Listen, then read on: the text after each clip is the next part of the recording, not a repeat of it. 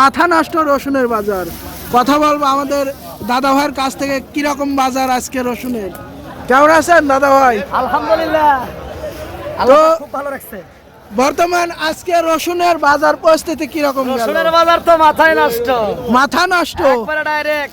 গত সপ্তাহে এটার বাজার কিরকম এবং আজকের বাজার? আজ বাজার ছিল 3500-3600। আজকের বাজার আজকের বাজার লিবরে 1800, নিম্নে 1800, লিবরে 1800। লিবরে 1800। তাহলে ডিফারেন্স কতটুকু? ওই 1800। 1800। এতদিন কয়েক কেজি নাম্বার জ্বলাম, জ্বলাতে খালি ম্যাচ। এখন দেখেছি না নম্পুই আগে জ্বলা লাগি ম্যাচ পরে। ম্যাচ পরে। হ্যাঁ, তা আসলে আজকে আমদানিটা কিরকম ছিল? আমদানি প্রচুর, রসুন লওয়ার মানুষ নাই। লর মানুষ না, আমদানি প্রচুর। হ্যাঁ, কৃষকের তাতে অবস্থা কিরকম? কৃষকের বাস। বাস হ্যাঁ, পুরাই বাস। পুরা বাস।